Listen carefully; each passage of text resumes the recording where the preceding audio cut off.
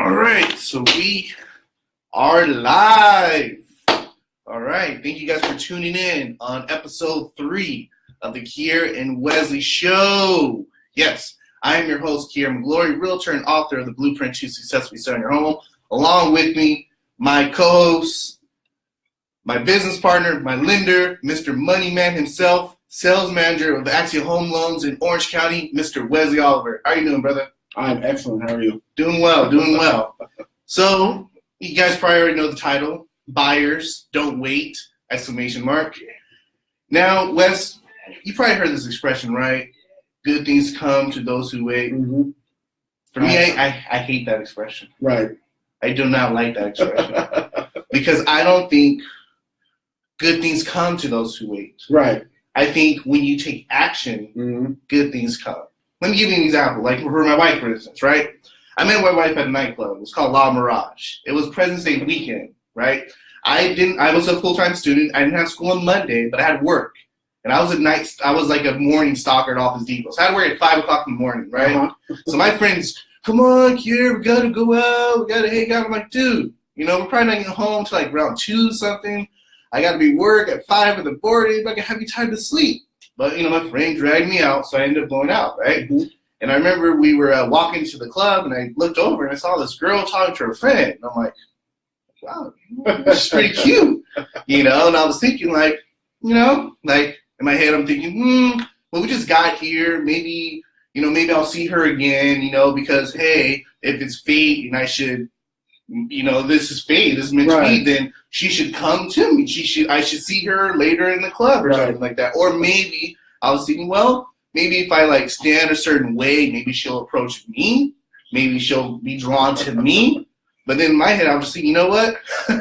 What do I have to lose? Let me go up and talk to her. So I went up, introduced myself, danced with, and asked her if she wanted to dance, and we danced the whole night, right? And she ended up calling me the next day.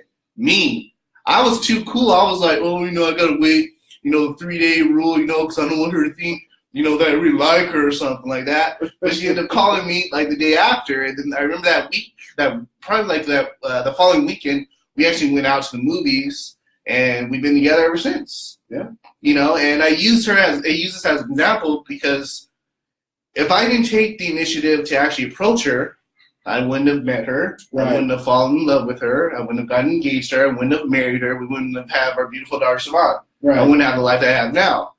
And I use that as an example because Wes and I obviously, I'm a realtor. He's a lender. He helps with my clients getting finance, get them ready to buy a house. Right.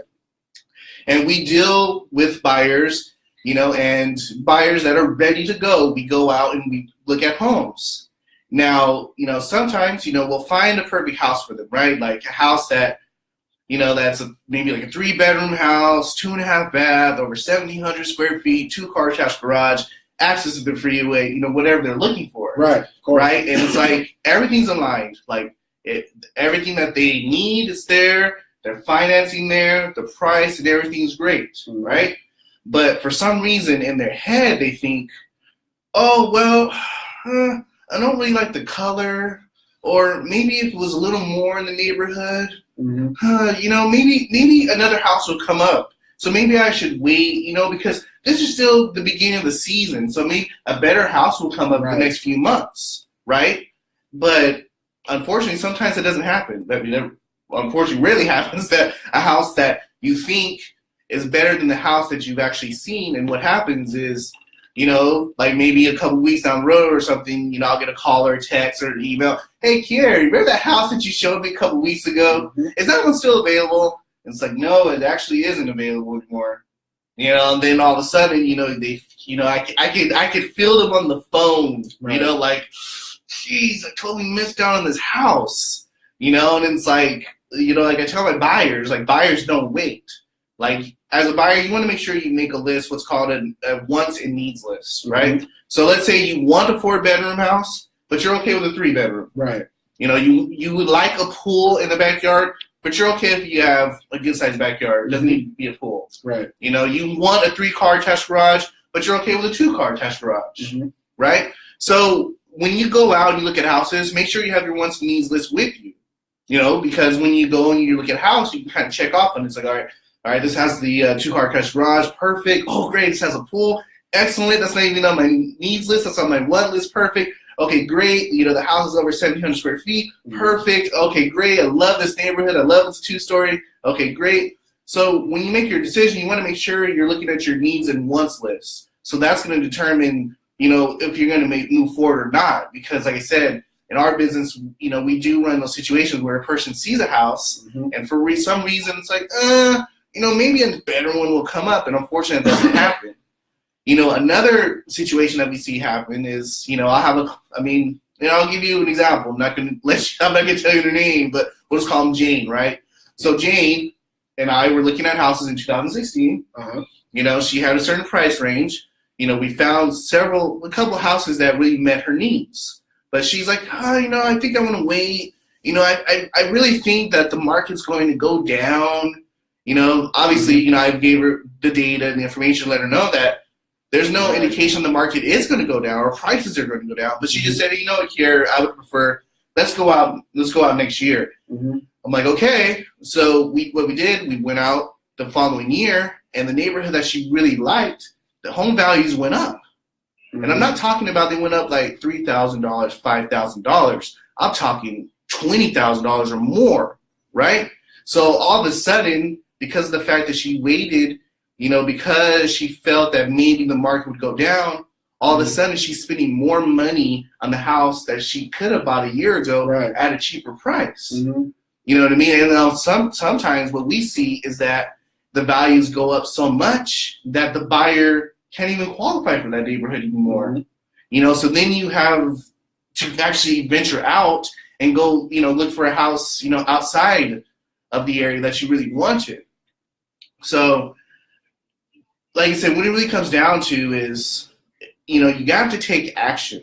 You can't wait. And like I said, I don't like it when people say, good things come to those who wait, or if it was meant to be, it would be, and things like that. I mean, it really just comes down to an excuse. You know what I mean? Like, if you really don't want to buy a house, I totally understand that. You know what I mean? Like, if you're really not ready, then hey, you're not ready.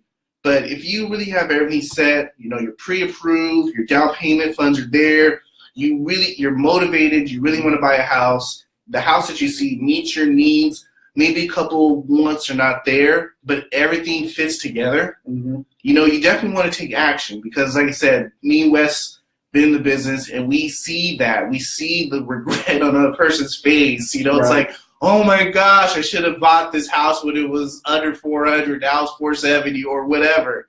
You know what I mean? It's just about, if you're ready to take action, take action. And guess what? You buy a house, right? Maybe in 2 or 3 years, you don't like it anymore, you can sell it. You're not stuck in it for 30 years. I know when you get your loan and says, your 30-year fix and everything like that, but guess what? You're not stuck in the house for 30 years. Right. If you want to sell your house after 2 or 3 years, or hey, you know what? What if that neighborhood did really well and all of a sudden you got equity in the house in a year? You can sell it. You're not stuck. So please get that in your head. You buy a house, it's a 30-year mortgage. You don't have to be there for 30 years. You do not have to be there for 30 years, okay? You can sell your house. You're not stuck there.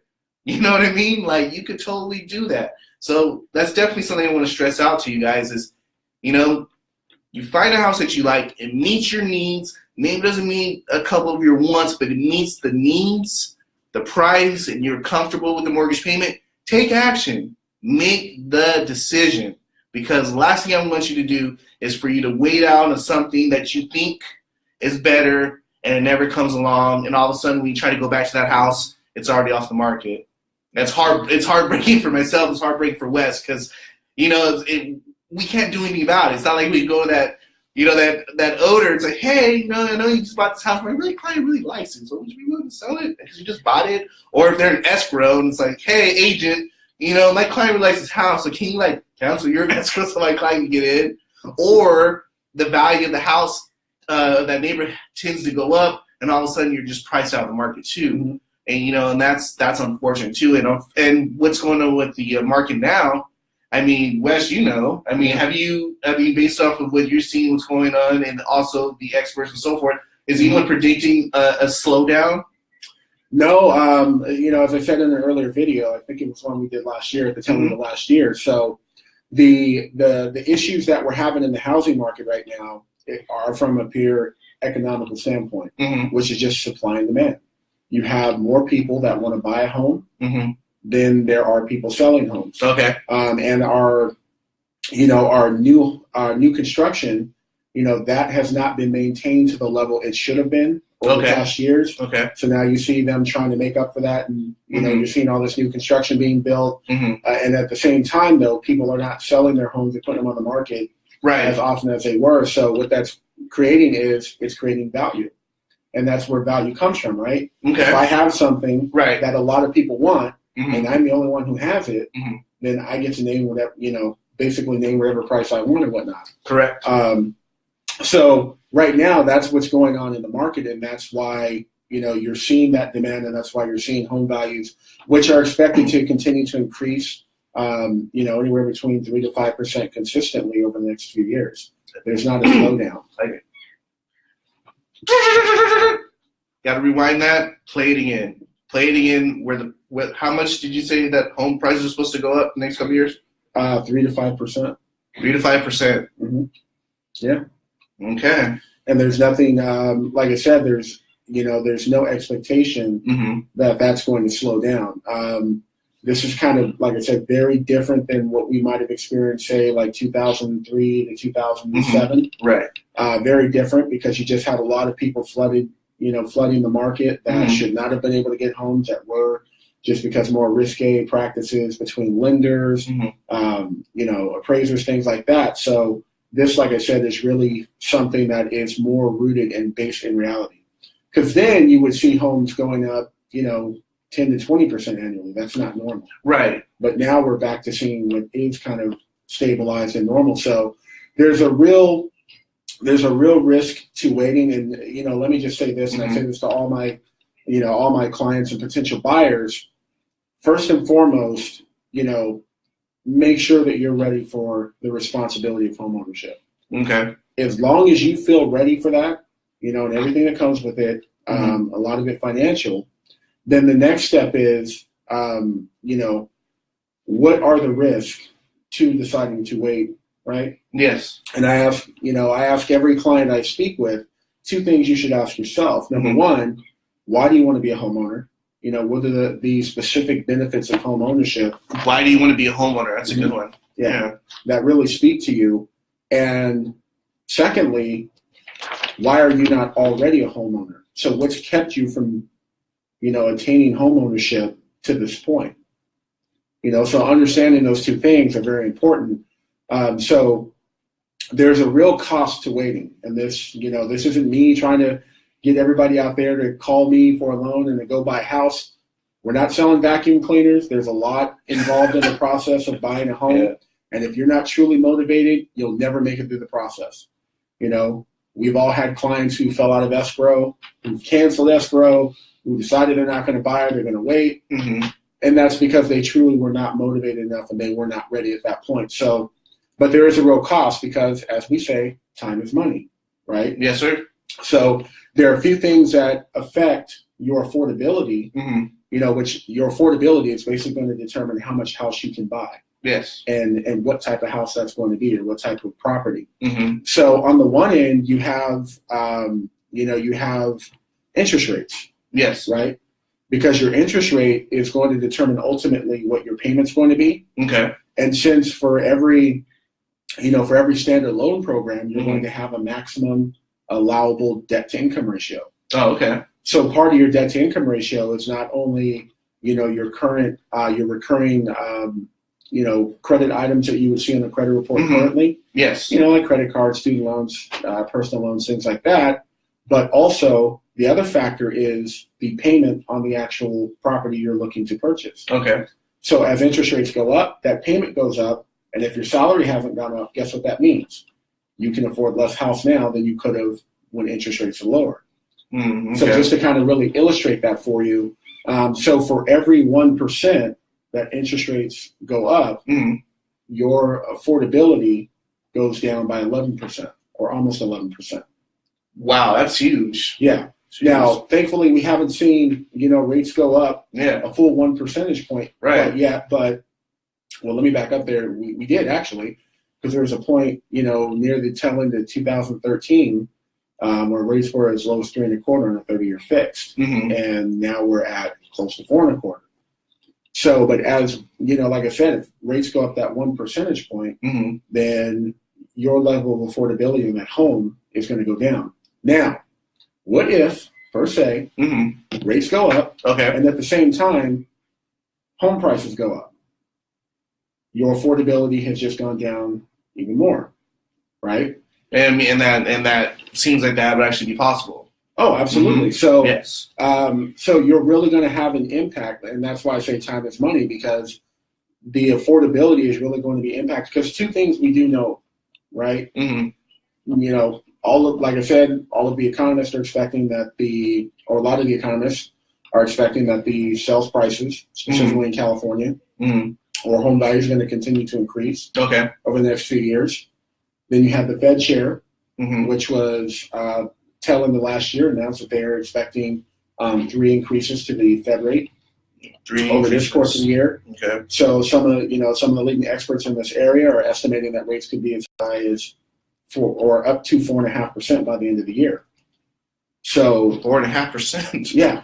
Wow. Which is still historically low. Of course. There's a point where they were like 19%, but but still, the point is, as those two things happen, then what you're able to afford, is going to be much different. So I've been, I can remember 5 years ago mm-hmm. talking to people that wanted to find, say, a 2-bedroom, 2-bathroom condo mm-hmm. in Tustin for $300,000 or less. Yes. And they could do that. Mm-hmm. Try doing that now.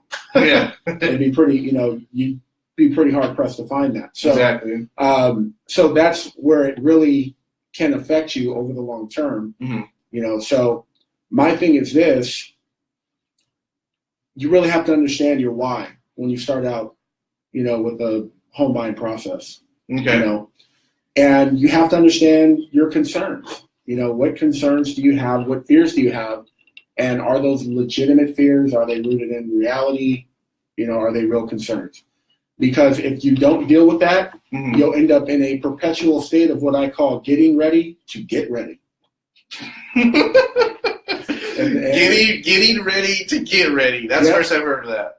Getting ready to get ready. Yeah. And it's a situation where, you're always trying to check off boxes, mm-hmm. and there's always a new check box that you need to check off. Okay, so you just never finish. Yeah, it's kind of funny. One of my favorite movies, which is Spaceballs. Mm-hmm.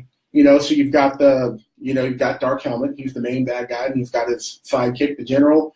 And every time Dark Helmet orders something done, the General gets on the intercom and says, "Prepare to do it." Right? So at one point in the movie, the Dark Helmet snaps. He's like, "Quit preparing. You're always preparing. Just do it." Right? So, and that's what I call kind of being in the perpetual state of getting ready to get ready.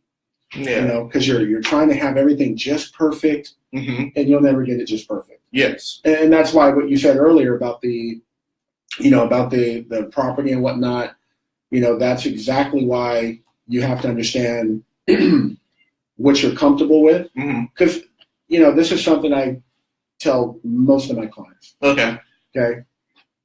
If you don't have unlimited income and you don't have unlimited assets, you will have to prioritize and make some sacrifices mm-hmm. on the type of property you end up with. Okay. And the very real life example I use for that is, say Bill Gates is going on vacation. Yes. He can go wherever he wants, do whatever he wants. He can have the presidential suite for a month if he mm-hmm. wants, because he's got unlimited, income. Correct. Or assets, right? Correct. Whereas if you or I go on vacation, mm-hmm. We might have to, try to find the special on Travelocity, or, we might not be in the presidential suite at, I don't know about you, Wes, but I'll be there. Right. And by the way, it's not to say that, you're not going to enjoy your vacation. Right. You're going to enjoy your vacation any less than he will. Right. But the point is, you have to make allowances when you have a when you have a barrier, which is, things like income, right. assets, things like that. Mm-hmm. So, and the other thing is too, you're not going to have to live in that house for the rest of your life.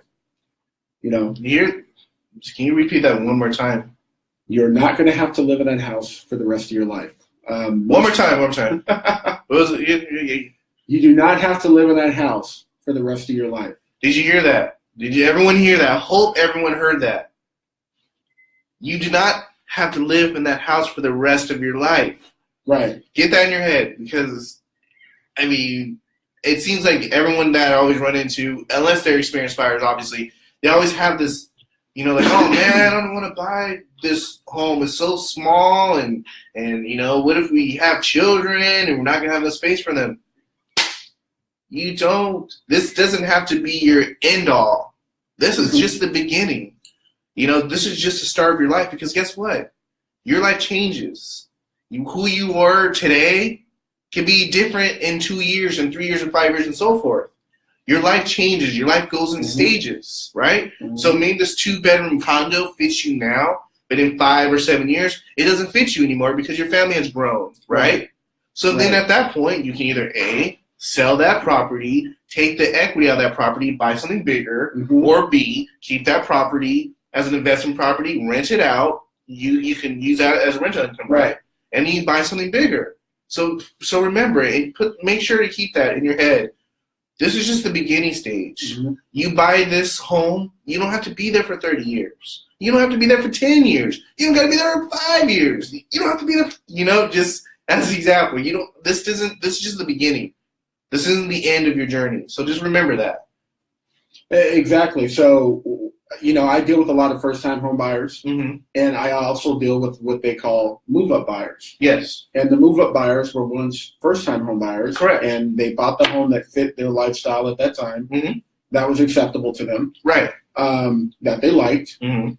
And then once the situation changed where they were able to move up, or they needed to move up, they did it.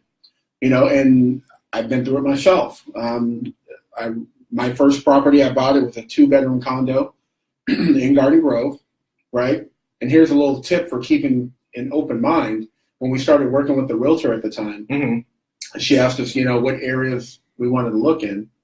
And I said, anywhere but Garden Grove. Right? So, we went to look at this place one day, and, we absolutely loved it. So, ended up buying it, and I was there for almost 7 years, and then, I was making more money, and it was time to move up, and I wanted different things. So what city was this place that you bought? It was in Garden Grove, the first one. Garden Grove? Yeah. And that's the city that you said you didn't want? Yep. Well, look at that. Yep. Yep. And that's the other thing, too, is that you have to allow yourself to, change your mind based on, the evidence, right? Correct. And so here's what I mean by that. So, growing up, I grew up in Santa Ana, and we used to call Garden Grove Garbage Grove. I apologize to all Garden Grove residents. And I didn't even spend a whole lot of time in Garden Grove, didn't even experience a lot, but we just always called it Garbage Grove. So I'm like, no, I'm not living in Garbage Grove. Right, exactly. You already had a negative, connotation to it based off of you growing up. Exactly. But then the area where the home was, it was on Main Street, which was like their old town. It was a great area, a really cool park across the street. I'm like, actually, this is pretty nice. Yeah. And it was one of the bigger properties we looked at. It was like almost 1,400 square feet for a 2-bedroom. Mm-hmm. And so I'm like, actually, I like this place. Mm-hmm. So I allowed myself to change, my preconceived notions based on, what I was actually experiencing at that point in time. So, and you have to allow yourself to do that. Yes. So you just have to be like water, man. You have to be flexible. Water fits in any kind of vessel. It just shapes to the vessel it's in, right? I like that. Yeah, Bruce Lee, not me. Awesome. Yeah. Okay. Yeah. Well, is there anything else you'd like to share? No. Just as I end every week, I just say, be assertive, right, and be proactive. If you want to be a homeowner, start doing the things you need to, and that involves talking to people like us. To figure out what's out there, what you need to do, where your finances need to be. Don't be that don't be that person who doctors themselves. No.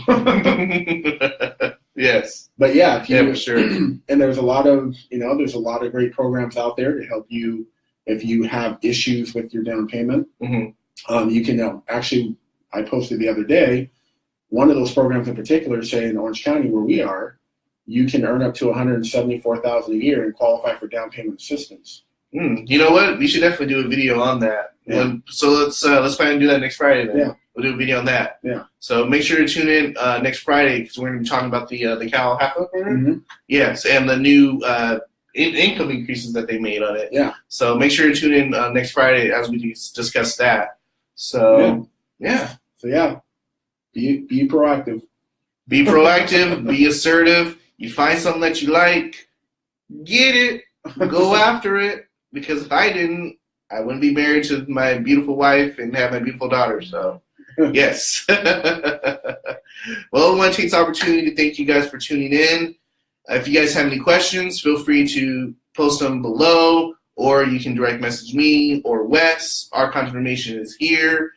As always, we appreciate your likes. We appreciate your shares. We appreciate your comments. And if you guys have any topics that you'd like us to discuss, feel free to let us know. And make sure to tune in next Friday as we talk about the Cal HAPA program and the new income limits that they made on it. So it should be definitely valuable. So they're definitely informative. So make sure you guys tune in. Mm-hmm. Have a great weekend. And yeah, thank you guys for tuning in. And also on Instagram, thank you guys for tuning in. Make sure to tune in next Friday. We're going to go over the Cal HAPA income limits and how this program can benefit a lot of you out there. Orange County, Inland Empire, LA County, Riverside County, Ventura County, all the counties. Yeah. All right, well, we're signing out. All right, you guys have a great weekend.